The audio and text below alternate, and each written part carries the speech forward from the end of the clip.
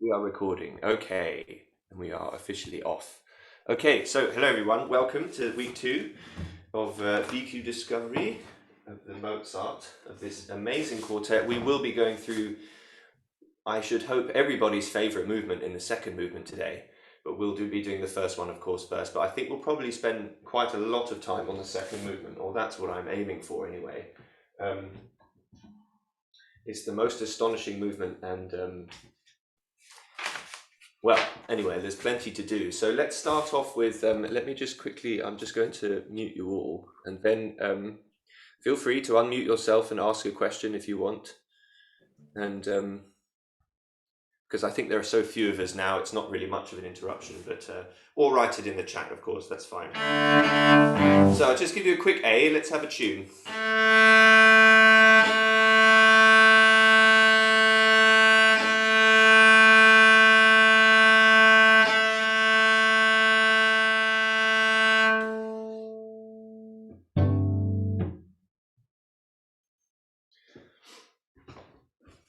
So always treat your tuning as if it's slow bow practice, because then it's actually easier to hear it in tune.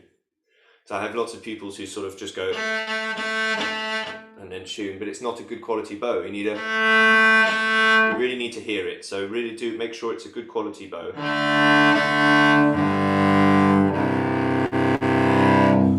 Great. Okay. And a little warm up. I've just been doing a very, very little brief warm up. You know that I like to do slow bows with just sort of gentle vibrato without any stretching first. So we've been through that before. We can do that a bit now if you like. In fact, let's just do that quickly. I just do very, very gentle vibrato, and again focusing on slow bow practice. That's the key.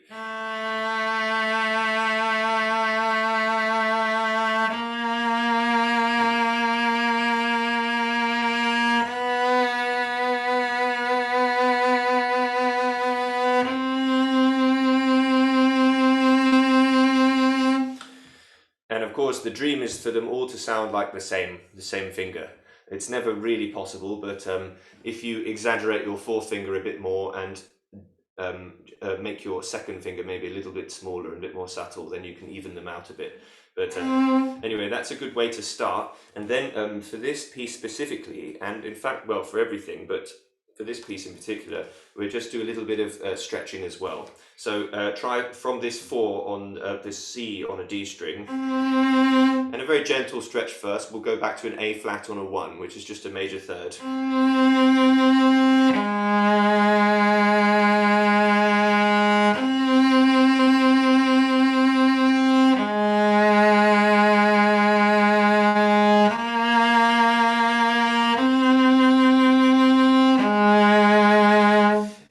Yes, notice that I'm never stretching for too long. Sometimes I see when people do a stretch, they'll sort of stretch, but then they'll keep it there for a very long time in between. You should be quite quick, like a crab, just sort of walking there. Once you've done the stretch, then you relax immediately, and then you relax your 3 fingers that aren't doing anything. That's very important as well. Don't keep them tense. It's very, very a very good idea to find your new center of gravity and keep it very relaxed. Let's do the bigger stretch, the bigger one the biggest one we're expected to do, which is a perfect fourth. So a C down to a G.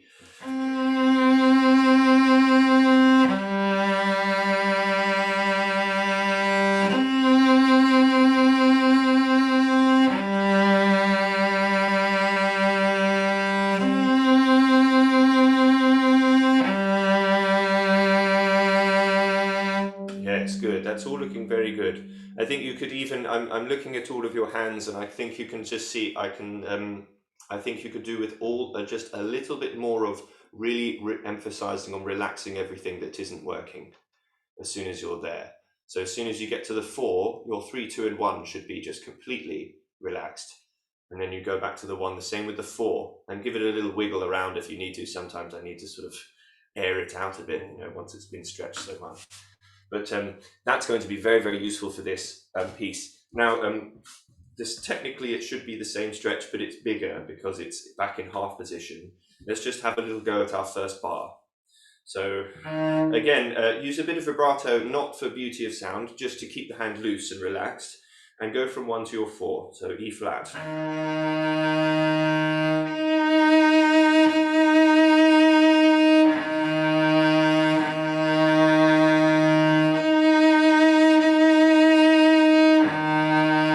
So it requires quite a lot of elbow lifting, doesn't it? Well, for me at least anyway, I have to lift my elbow and actually move my thumb away from the neck so that I'm actually doing this instead. To get your biggest stretch, you really need to sort of just really open up your whole hand. That's what I need to do. If you've got an enormous hand, then you don't need to do that. And if you've got a very, very small hand, you can just combine it with a little bit of a jump.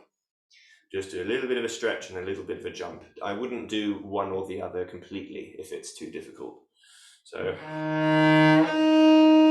you can make it sound really quite beautiful without a stretch. It's absolutely fine.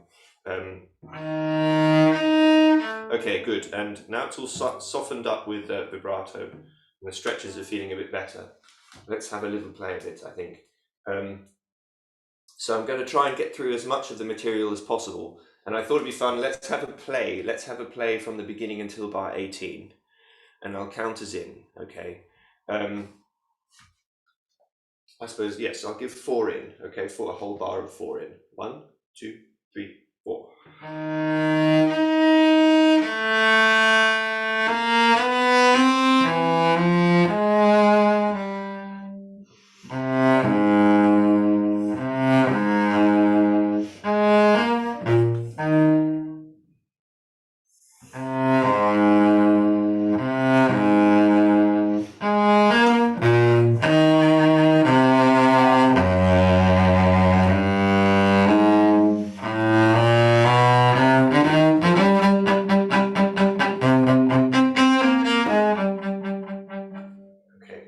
Great. So good to have a little play anyway.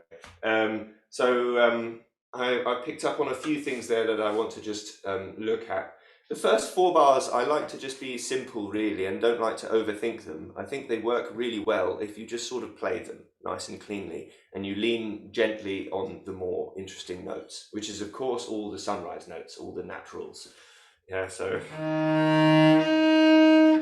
And I like the top octave E flat to emerge out of the bottom, to sort of as if it's really part of so the first note is more important than the second, if that makes sense. So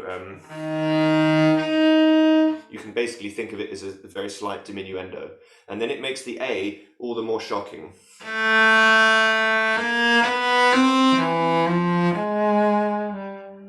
And it's a very personal thing, but I like to soften it at the landing with a bit of vibrato in the 4th bar.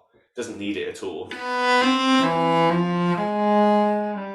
You can always do just as much expression with the bow.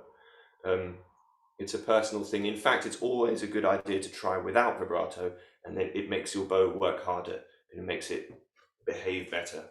And then bar 5, now the viola, that you're with the viola here, the viola has so basically the same figure or very similar. And if you're playing with a viola player, make sure you tell your viola player not to bulge that shape. Because it's not as nice as if you start immediately. The harmony is very affectionate here. Remember, it's this harmony. So it's very nostalgic. It's a very sentimental harmony, and it happens immediately. That's basically what bulging does. Is that it doesn't. It means that the harmony, the intent of the harmony, doesn't start immediately, and it really should. So here, the C doesn't need vibrato, although it's nice with. I like it without. Make sure your bow is quite slow, and then you can release the bow. So try it without, you can even try it without the left hand. It's just this sort of...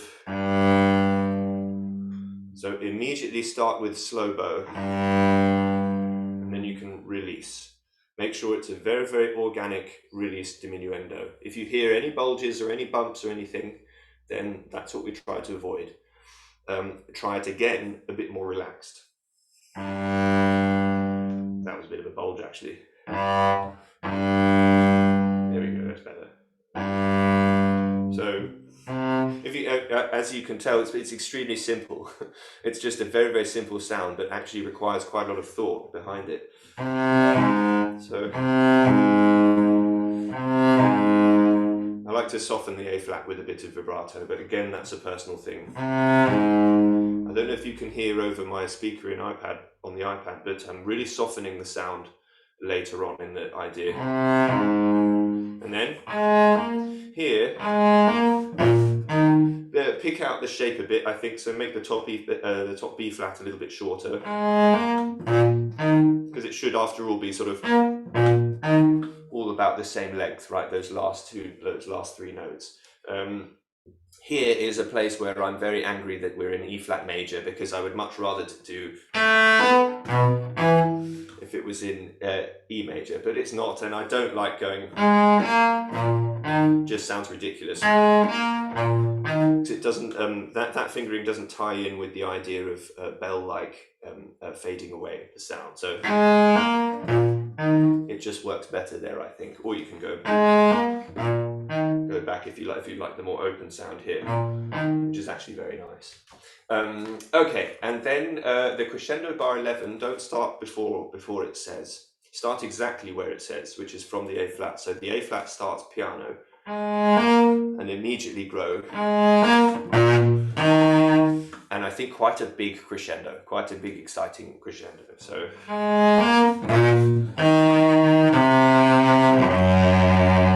And be as deep and as fat as you can be on this bottom F sharp.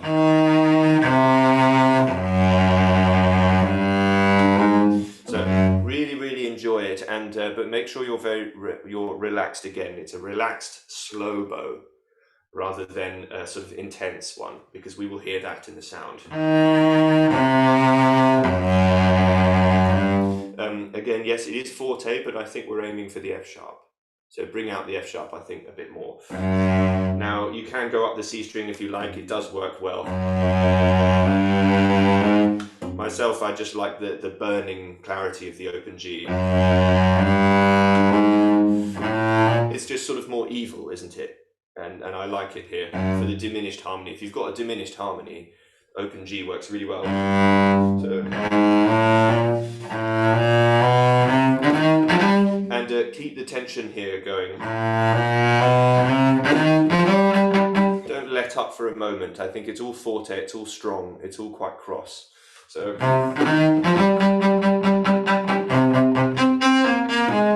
and here, this shape just sort of naturally softens it up for this bit, doesn't it? Now, I was just practicing these quavers, and it's just so difficult to get all of them to sound the same. I was trying to think of a solution, and I couldn't really think of one. I think it's just good to experiment with whatever your basic, wherever you feel safest. Just try a fraction nearer the bridge and see how that feels. You'll find you have to be a bit more careful, but you actually get that the sound is actually better and has more core to it, which is really what we want. Now, I just saw a question, a little break in the action. Let's have a look. Is there a reason to hook in 15? Good question.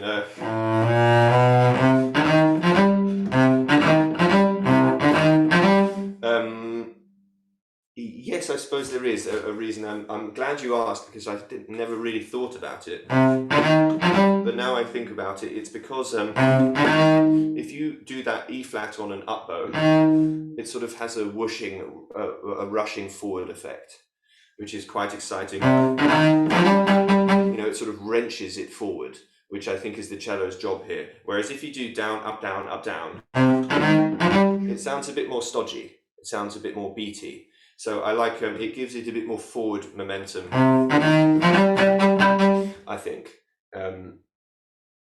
which I think the other three will really appreciate if you do it with this sort of "hey, let's go, everyone" kind of motion, rather than like we should be staying in time, everyone. You know, I think that's a bit more of that attitude. So now the harmony in the next few bars, bar 18 onwards, if you want to be really pedantic about it, 18 is maybe stronger than 19, and then 20 leads into 21, which then fades into 22, and then fades even more into 23, really relaxes into 23. 23 is the same harmony as bar 5. Never forget this harmony. When it comes back, again, it's this, I'll play it on the piano, this harmony, which is chord 2, because we have chord 1 is E flat major, right? That's, everyone knows that, obviously that's chord 1. Chord 2 is F minor. And when you combine F minor with the tonic, with E flat, that's why it sounds nostalgic, because it's minor, but it has home there as well. So that's why it feels sort of sentimental. And it can be very, very easily substituted with the subdominant, which is chord 4, which if you know me from the last few months, you know I'm obsessed with chord 4. Chord 4 here is A flat major. A flat major is very, very similar to this chord. If you add an F to A flat major, you get this. So that's F minor with A flat major, right? And that is this chord. So chord 2 and 4 are almost, what's the word? Interchangeable. They have very, very similar roles, but very slightly, if you use them in different ways, very slightly different effects. Okay, so yes, let's play from 18 up until 24. And this is just to get a bit of shape and get used to these quavers a bit more. Do whatever shape you like and experiment, but try to think of the harmony that's going on around you. So bar 18, I'll give 4 in. 1, 2, 3, 4.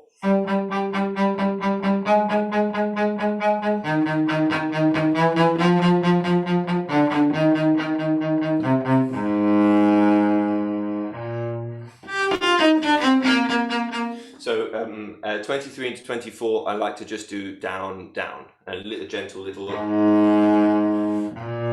Definitely not a slur. I like to just re-emphasize, and that's basically just to give as much bow as possible for these up bows. I like to have a completely full bow for that. We've been puzzling over the character of this here. I'm not really sure what to make of it. Of course, we're with the viola, so you have to be together. You have to somehow finish the phrase.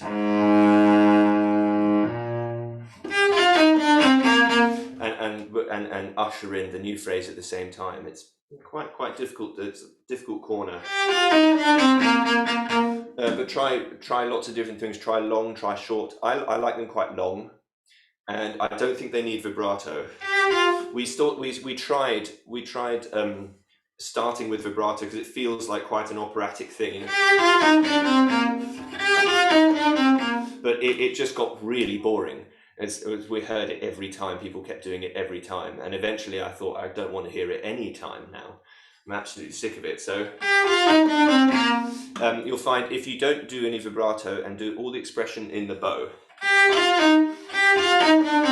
and I do think the top one is the most expressive, so just gently fade them. They can get a bit lighter, a bit more gentle as you do them. Try the first one really long. Something like that, you know, try it a bit slower, but I think that's the shape. And then it has the effect of, again, which is what our role so much in this piece, is collecting everyone and moving everyone forward. And then here, stay on the A string.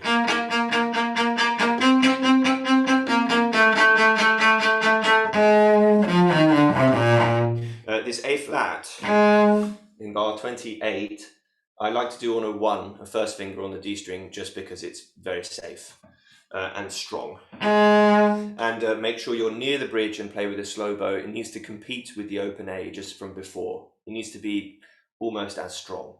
if not just as strong. So you can lighten the open A string and make the A flat a bit stronger if you like. That's a good idea.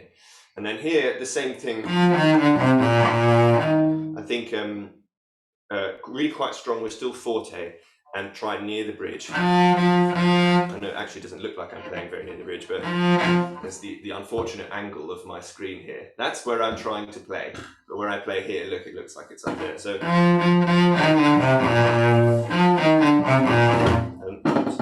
lost my spike. Okay. And keep it strong all the way, and then immediately light. And it's nice to do a general diminuendo shape into bar 31 from 29. And then here, of course, the harmony is the tension is on the E flat and the resolution is on the on the D. Sorry. So more expression on the E flat, more vibrato, whatever you're going to do, more slow bow, but make sure that it's that way around. It doesn't really work if you just maintain it all the way through. It just sounds a bit boring, really. And it sounds more affectionate if you just lean gently on. Now, yes, I need to move on quite a bit. The trouble is with this, you could just spend all day on just a few bars. Let me move forward a bit to. That sort of speaks for itself. At 53, we have a sort of mini fugue with the viola player, which is quite fun. You are the secondary fugue voice, though, here. So keep it lighter than the viola, which can be a challenge, of course, because we're a much bigger, stronger, better instrument. But so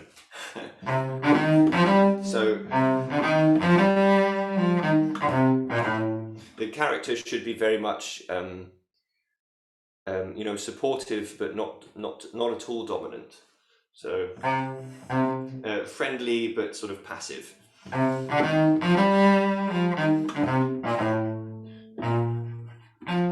In fact, like pretty much the same character that you would play bar 55, just those two simple crotchets. Just keep it that, just friendly, supportive. Don't crescendo to the fortes. I'm sure you know not to, but don't crescendo to the forte in bar 58. Don't crescendo to the forte in bar 62. Make sure it's a surprise. In fact, if anything, do a diminuendo before it to make it even more of a surprise, or to stop yourself from crescendoing. Bar 65, I think the cello is the main part here. So I think make it absolutely enormous. It's sort of quite rude. I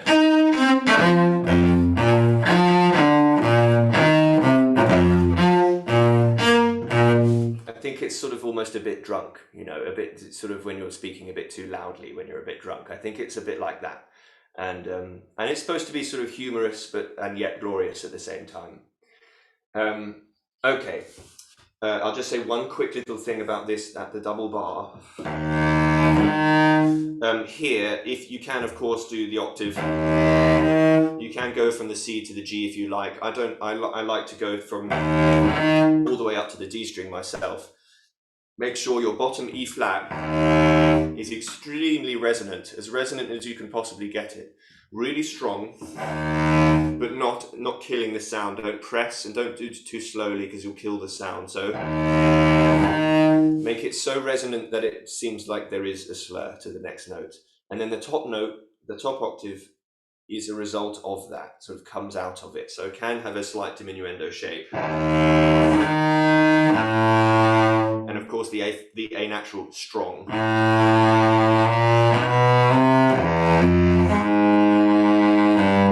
Bar 74, don't fade away because it's very, very angry and we're turning a corner to this harmony. I'm going to C minor. So it's very, very angry. Even though we're going to piano, this is an angry piano. Maybe a bit spikier or maybe not. Maybe just a bit more direction. these forte pianos here are excellent practice for the general stroke that we need in this piece. Like I said in the very first bar, this make sure the maximum sound and expression is immediate, right at the beginning. Don't bulge into it. You will absolutely kill the effect if you go. If you do any kind of bulge, it's not good. You have to immediately. There was a teacher once that described it as something very, very heavy hitting a conveyor belt, like a big bag just hitting a conveyor belt and immediately moving. That's kind of a good mental image for what your bow has to do. It just lands and immediately is heavy, and then actually quite a difficult thing to do after that is to relax and lighten it. But anyway, that's very, very good practice for a general stroke in Mozart. Is that these forte pianos, practice them, bar 85 as well. And there's one on an up bow, which is really difficult as well.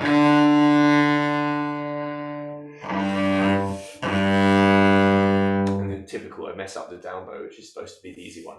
And then, so 91, I have a good little way of practicing this bar, 91, 92. So, you know that one of the main problems on the cello is not letting one hand affect the other. So here, both hands are difficult. The right hand has difficult things and the left hand has difficult things. So first of all, we focus on the left hand. We make sure it's in tune. We've got all the notes. So don't worry about the bow too much. Just try a bit slower.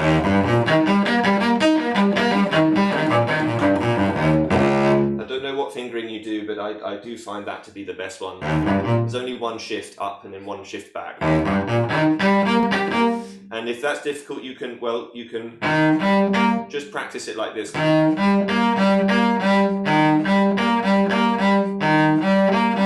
Just to sort of practice that shift, because it's the same shift on the way back as well. It's that 1 to 1. Be very aware of where you are in the chord. You are the tonic and the third. The tonic and the major third.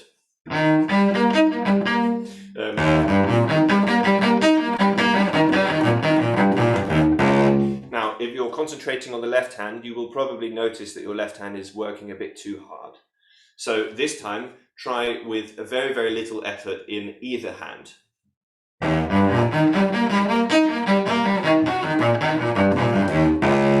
And if it sounds a bit messy, it's supposed to.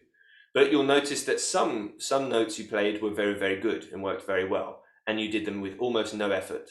So we have to try to capture that. Now, this time, almost no effort in your left hand, quite a lot of effort in your right hand. Let's think all right hand this time.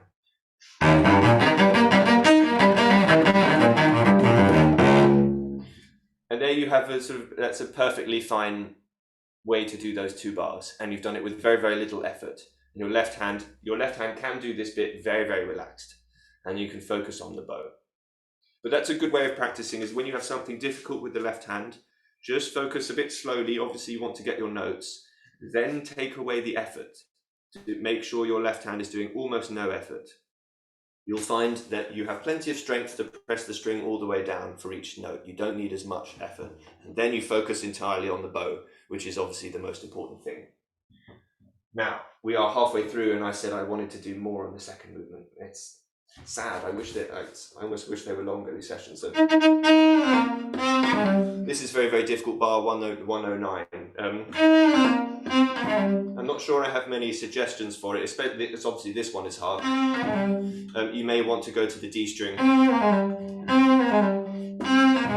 The trouble is, it's just not quite as pretty or as pingy as it is on the A string. So a little bit of practice like that, just getting your stretch. That's why we practiced our stretch at the very beginning, so it's nice and warmed up for this kind of thing. By the way, if you do this fingering at the beginning, 1 stretch 4, this is exactly the same stretch.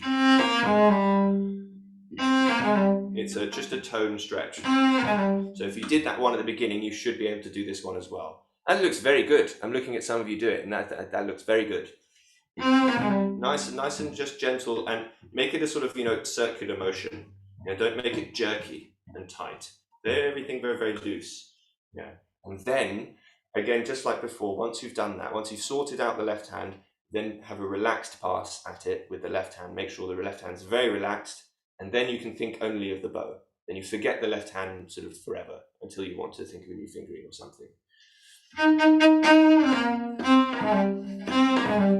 And practice it with the second violin, because that's who you're playing it with. Okay, and the rest of it is sort of the same material, so I'm going to go on to the second movement. Yes. Now, the second movement is the most astonishing movement. It is what I believe to be the main influence of the Tristan chord.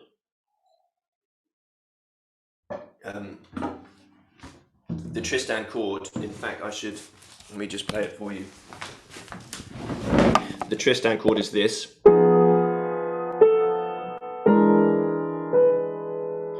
Right, and the main motif from it is this.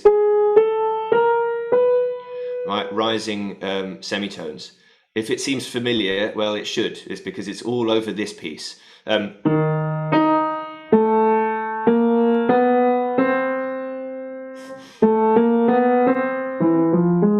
it is immediately right in the first few bars. And it is all over the place in this second movement as well. In fact, I mean, it's just a little bit less fleshed out than Wagner did it, but it is the same harmony. So there you go. Let's see if we can play a bit of it. So yes, let's have a play. Why don't we? Let's have a play of the first 1, 2, 3, 4, 5. No, let's go all the way to bar 10. Let's play from the beginning to bar 10 together. I think up to speed. Let's just have a go at it. So. Hi. Oh yes, sorry. Hi, I wanted to ask why you wouldn't start at this on an up bow.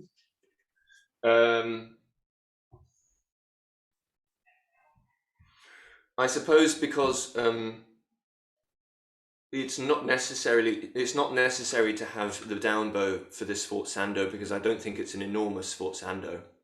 That's one reason. Another reason is I always feel more comfortable starting on a down bow on a downbeat, especially at the very beginning of a piece. But the first point I think is more relevant, because also if you start on an up bow, it might tempt you to crescendo to the sforzando, which actually a lot of quartets do, which gives the game away. We don't want a crescendo, of course. I'm sure you'd agree. A bar to a bow here. My goodness, is that an addition you have, Imogen? Or is that an idea, a musical idea? Sorry, it's my idea, but it follows the violin, doesn't it? Yes, it does. Yeah, you're right. Yeah. I like that very much. That's very nice. So if you started on an up bow,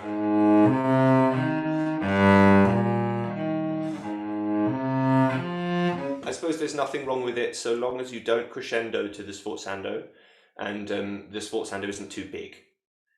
I think it's within piano, right? The sforzando is within part. So, but I love the down bow because it gives a natural shape, which I really like.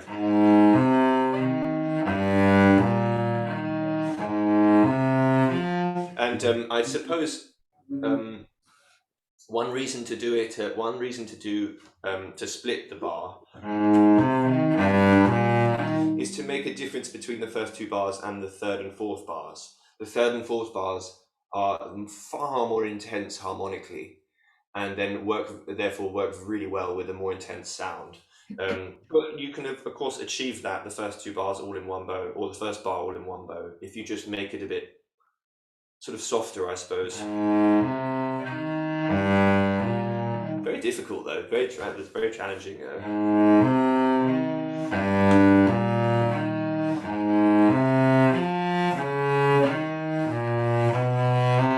Anyway, we were going to play it, weren't we? So I got distracted. Let's have a play of it. So I'm just going to mute you again. There we go.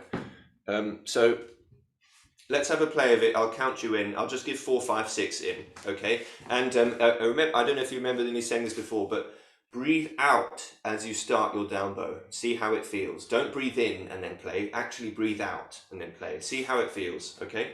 4, 5, 6.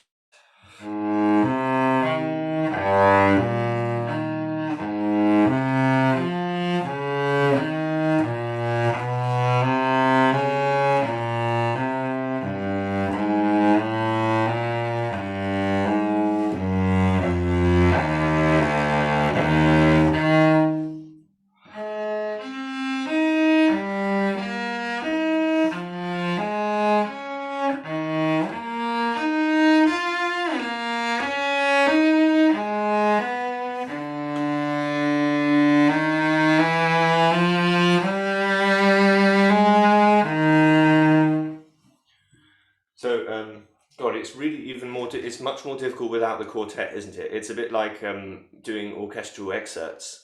It's almost impossible on your own to make them sound good. You need the group to give you the context. So an extremely difficult beginning. I find, for me personally, bars 6, 7, and 8 to be the most challenging here. And I'd be interested to hear if anyone's got a sort of fingering idea or something. Or somebody suggested last week doing 2 there, which I quite like. That actually works very well.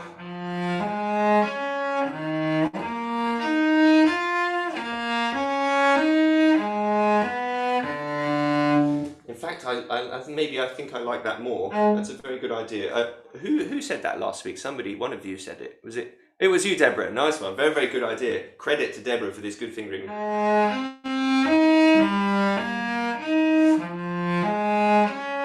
Very, very nice fingering. I like it very much.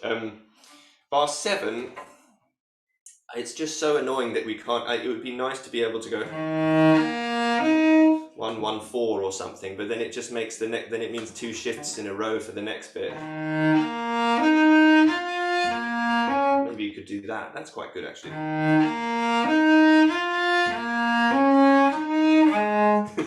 bit convoluted, maybe. I don't know. But I settled quite a lot on shifting up the D string.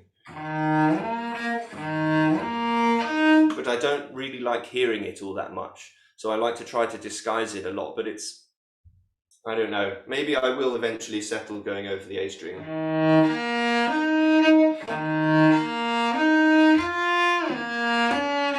That shift I don't mind so much. I don't mind hearing it so much.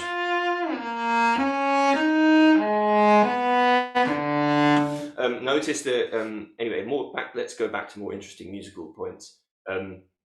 Notice the crescendo, I don't know what edition you have, but the crescendo starts on the last quaver of the bar. It does not start on bar 9, it starts a quaver before, which means the open D is immediately a little bit more intense than what we've been doing, which is great. Really, really slow bow, and I think it's a shame to split the bow in bar 9. I don't think it matters too much, bar 6, 7, even bar 8. You can split the bar, but bar 9, I think, really works in terms of the intent of the music as all in one bow. And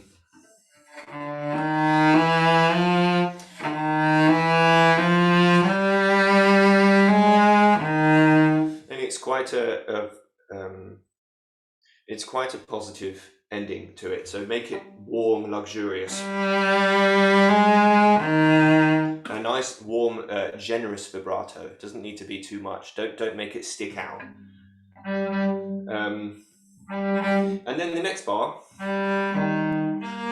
if you haven't tried it already, try going to the A string on the B flat, and you've been very gentle with it. But it's quite sweet. It's quite a sweet character, and it's quite uplifting as well. This bit we want to offer up like this, and then the next one we want to just let it sit back down. So bar 12. Bar 11 is sort of an offering up into the air, and bar 12, sort of think of it as coming down and resting at the bottom. Bar 13 is intensely expressive, bar 13 and 14. Don't come out too much. You've got to be careful with, basically, I think it's a vibrato thing. You know, I've been thinking about, well, over the last sort of 10 years about why we do vibrato and what's it for. And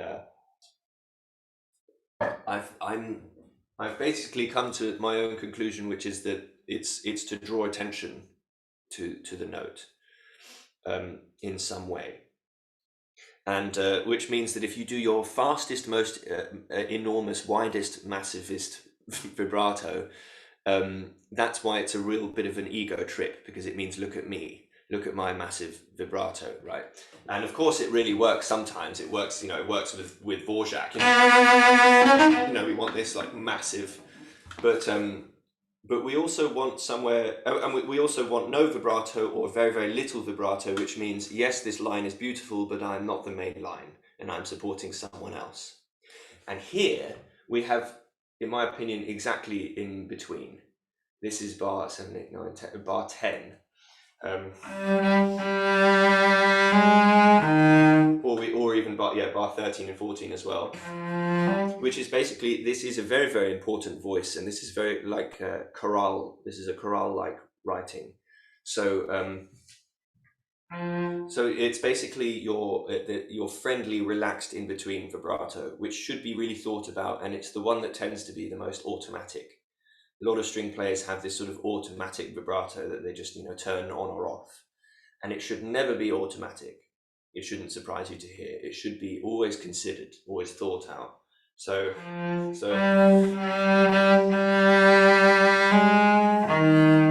for example, that I'm trying to do a different vibrato really on each note here.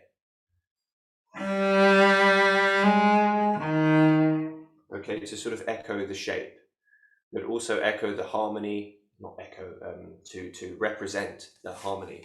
And here.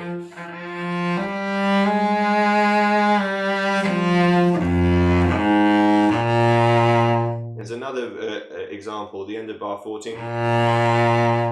There's a way of doing a vibrato that isn't saying, look at me, but is saying, look at this note is beautiful, this moment is beautiful. So, it's worth thinking about. And the good news is that the best kind of vibrato for that function is very relaxed, not too fast, not too wide, not too. It's sort of basically a mezzo forte vibrato, like mezzo piano, somewhere in between.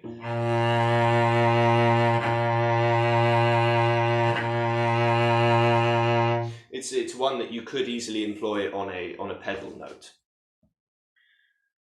Yes. Let me assure you, some professionals have automatic vibrato that they can't turn off either. But it should always be reflective of the harmony. It should always be should always serve the shape of the music. Right, let's go on. Now, bar 15, by the way, is the Tristan bit. And this will be a sort of listening excerpt to when we do it on Wednesday, when we talk through it. I will have a little excerpt ready that we'll listen to it. In fact, what would be really good would be to try and get them in the same key. Sorry, I'm thinking aloud. I get them in the same key, then it's easier to hear the difference. So bar 15 is this really murky Wagnerian harmony, or as we've discovered, Mozartian harmony. So just really sort of ugly and slow and sort of like just something really unfortunate. Something dead.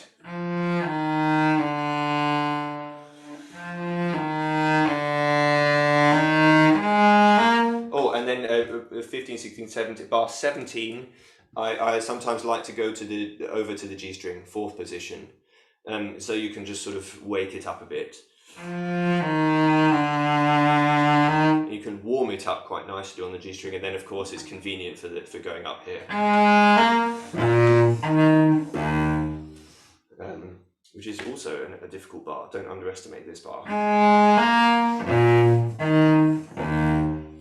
Sort of quite stoic, that bar. So yes, and then we have the same color in the next bar. This is bar 19. The F flat ever so slightly more alive than the E flat.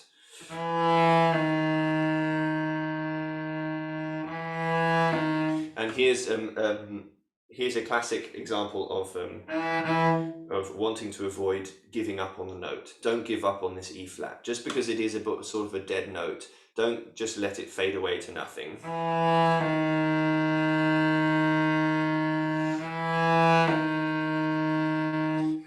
Really keep it going, keep it murky. If you fade away, it becomes too pretty, and we don't want that kind of color here. Now, bar 21 into bar 22 works really well if you go over to the A string for bar 22. It sort of really pings out. You do this big crescendo up the D string. Well, that's not a good bit. You can do a very little light up bow, and it really pings out, and it is still piano. So it's quite a beautiful thing to do, I think. And then surprise harmony here, of course. It doesn't need vibrato, but you can do it if you want. If you do vibrato, don't do it so big that it obscures the note and obscures the harmony.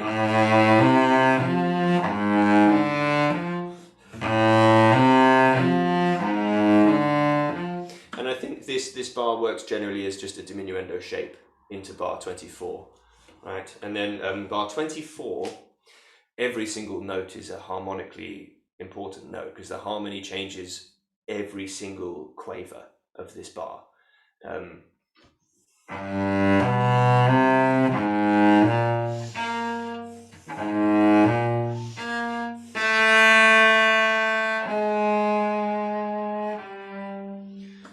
Again, a very difficult bit. You may want to do that A natural on the D string, which would be obviously fine. I like it on the open A because it's just, you know, more zingy. It's probably obvious why I like it more, but. And then the F flat just really softens it. Okay. Yeah, let's move on a bit. Now bar 31 is really difficult. So let's spend a little bit of time on bar 31. In fact, we'll go from bar 30, but this bit really needs a lot of time. So bar 30, try to do it on a first finger.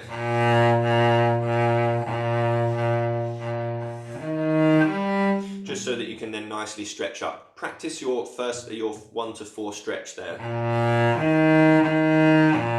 It's not actually that far. You'll find it's not as big a stretch, of course, as the very beginning. Remember, if you can actually manage this stretch in the first bar of the whole piece, then you can do every stretch on the cello imaginable. I mean, that's the biggest possible one you can do. So if you can do that, don't be afraid of doing any others, because any others are easier. All the others are easier. So now here I like to, I'm almost ashamed to admit that I split the bar here. So I do 3 quavers to a bow.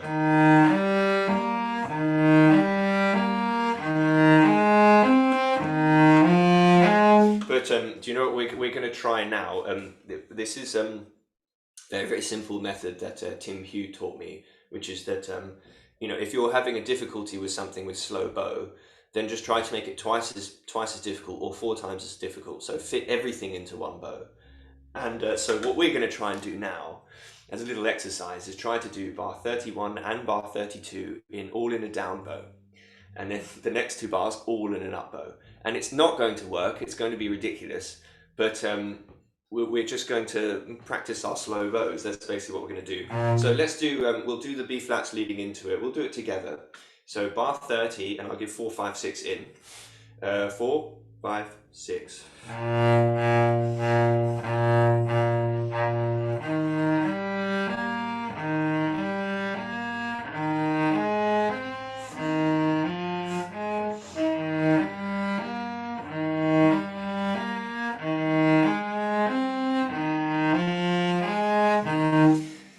it's just, I mean, it's so unbelievably difficult. I also didn't save anywhere near enough bow at the beginning.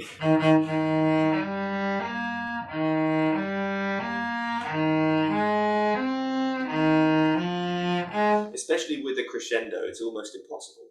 But anyway, having tried that, you'll find that your slow bows are better than they were. Simply just the act of trying that. Now let's try 1 bar to a bow. So this should be twice as easy. We'll go from the same place from the B flats. So 4, 5, 6.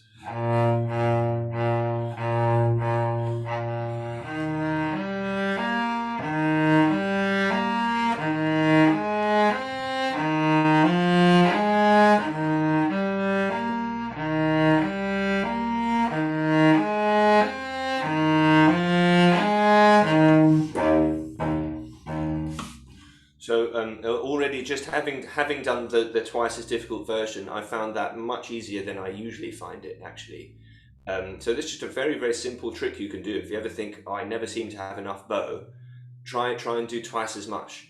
And you won't find it possible, but you'll find it nearly possible. And then when you go back to your original, you'll find it very, very much possible. Now we'll be really freed up, and let's go to half a bar to a bow. We'll have one more go at it, half a bar to a bow. 4, 5, 6.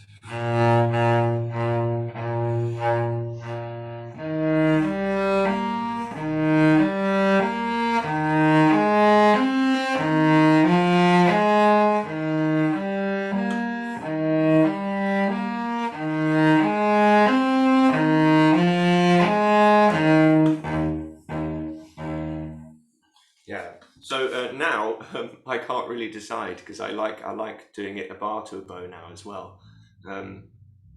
There are benefits to doing either, aren't there? But anyway, you know what? I think I might start doing a bar to a bow now. I've done that. Yeah. Typical. I always when I'm sort of teaching or whatever, this you can call this. I always my teaching, what I'm thinking is always better than what I actually do in my own practice. So I actually force myself to do something that I actually am too lazy to do when I'm practicing myself. But anyway, there you go. In bar 1, which, I mean, I love that all in one bow. It's easy to do if you don't slide, of course, slide up the G string, because then you have a lovely way of pinging the open G. Bar 1. Do you mean like? Yeah, and it's easy to do a down bow. Yeah. You can even start here. In fact, I really like the warm, fluffy sound of the C string here at the beginning. It's nice.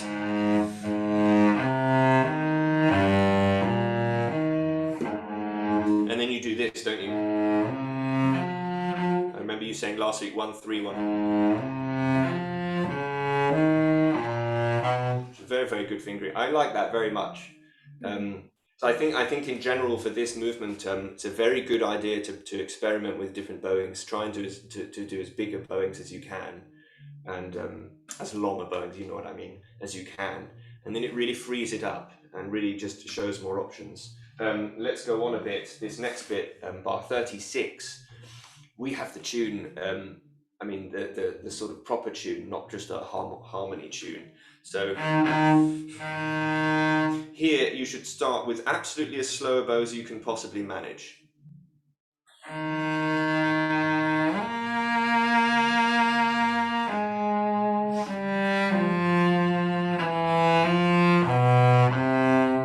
It gets really quite dark towards the end, of course. It goes to F minor. F minor, don't forget, is chord 2 to the first movement. So now here we are again exploring this chord 2. But here, yes, I found just if you don't save enough bow at the beginning, you're absolutely scuppered in bar 36.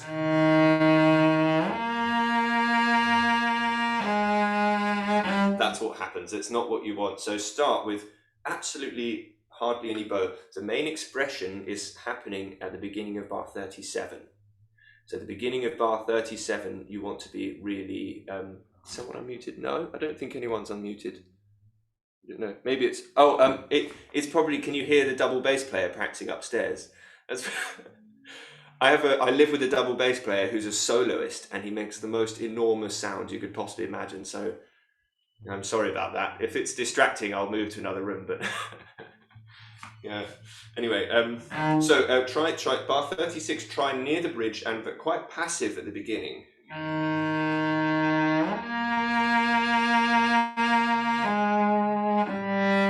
And you can use the vibrato and free up the bow a little bit just to add that bit of expression to the suspension in bar 37, the beginning of bar 37.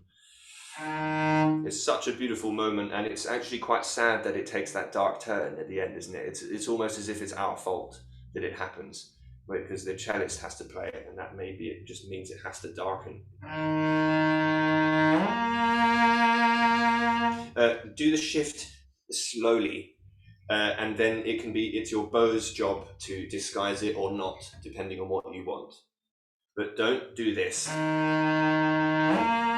Don't do a really fast, jerky shift. They never work. Always do it slowly.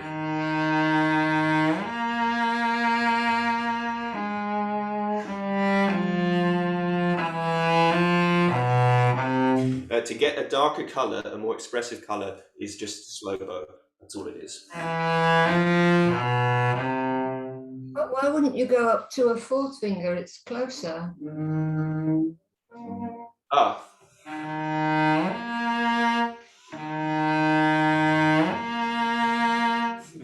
No good reason, I suppose. I suppose because it doesn't really matter. I mean,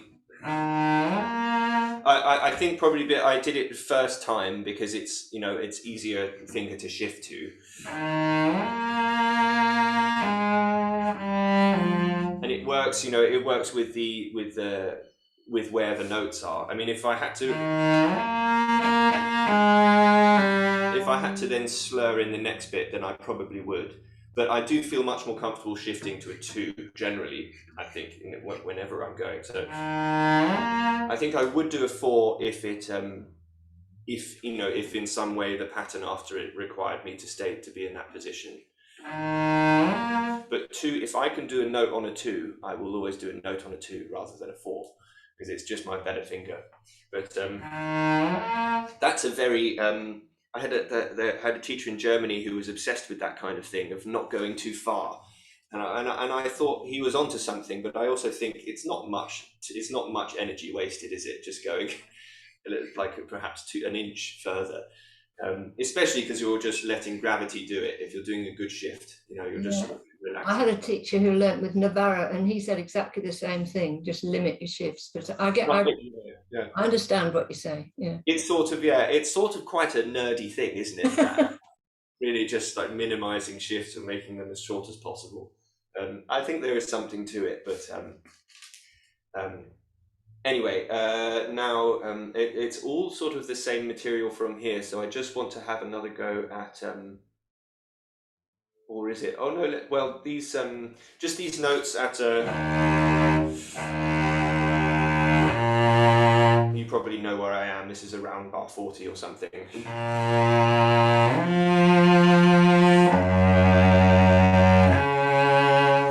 This calls again for that vibrato I was talking about before. Just a sort of standard luxurious vibrato, but it isn't automatic. It should be very expressive, but it shouldn't be seizing the attention. Yeah, it should just be so.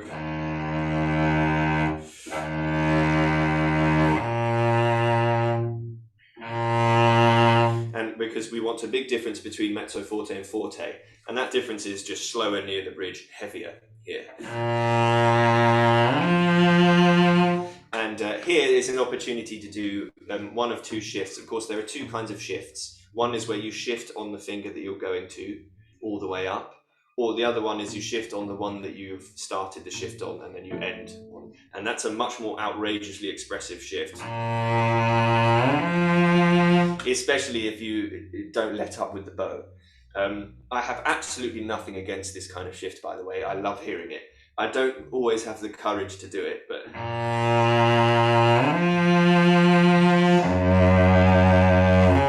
I mean, I've heard heard cellists do it on absolutely every one of these. You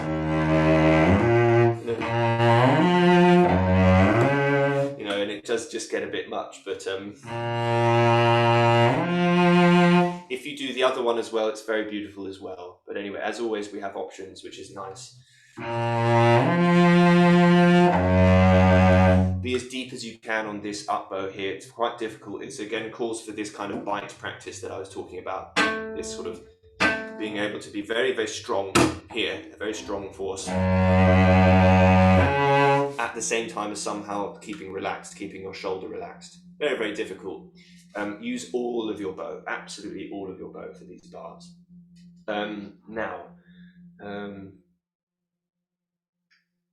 There was just one little thing. Oh, at bar 83, it's a very dodgy little bit, isn't it? And it's difficult to find a good fingering here. Just an option if you're struggling to find something. I've found that if you do this, if you do open 1 4, so 1 4 stretch, and then stay there 2 1 4, and stay there 1, and then you can stretch or shift up to 3. You can do that if you like. I find the main difficulty of that fingering is finding the one on F. Making that in tune is very often sharp when I do it. If you're having difficulty with that, just you know exactly where your 2 F is. Just find your 2 quickly and then quickly replace it with the 1. And there you go. Again, if you had no problem with the shift in the first bar and the first movement, this should be no problem either. Anyway, I think it's the cleanest fingering. I haven't thought of being able to think of a better one.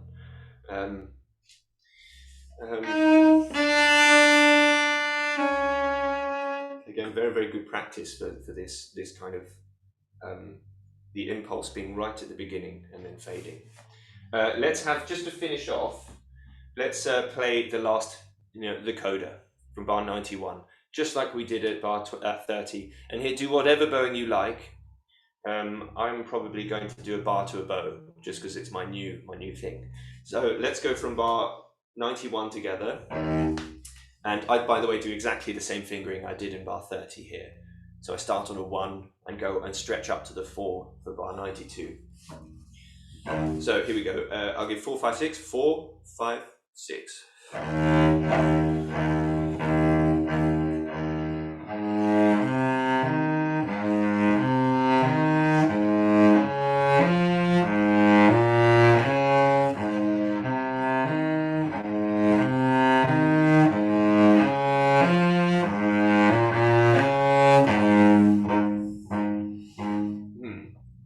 Interestingly enough, I found that bowing didn't work quite so well for me there. Maybe I just need to do more slow bow practice, or maybe it just works better up the G string. I don't know. Something to think about. Anyway, great. So I suppose the main thing really with playing this sort of stuff, because we're in this difficult key, is keeping your left hand relaxed. Not keeping it stretched for too long. It's so important that when you do a stretch, immediately relax it afterwards. Keep your left hand very, very relaxed. It doesn't need to work very hard. Make sure almost all of your energy is in your bow, creating that slow bow tension, and also avoiding bulging wherever possible. Very, very, very important. Anyway, I hope you've all enjoyed. Are there any questions? Let's have a question if you'd like to finish off, or we can round it up there. Leo, I wasn't in at the beginning. I'm so sorry. I'm ashamed to say I forgot. But at bar 1 of the first movement, yeah, I found if I position my hand on the high E flat and then reach back for the start note. Yes. Yes, that's a very, very good idea. Because you bring your shoulder forward, your arm up, and you don't start in half. That's very good.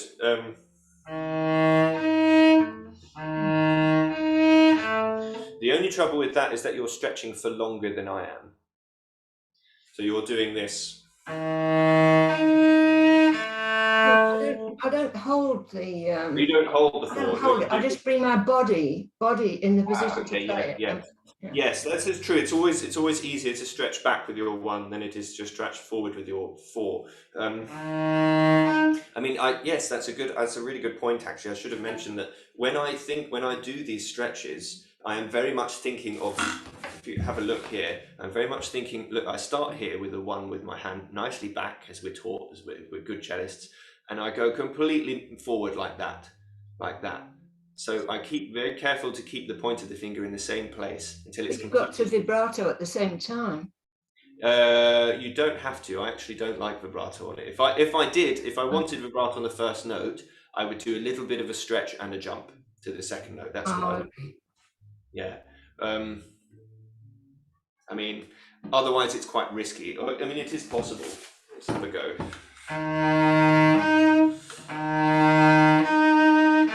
It's perfectly possible, isn't it? Yeah. I mean, it's absolutely fine.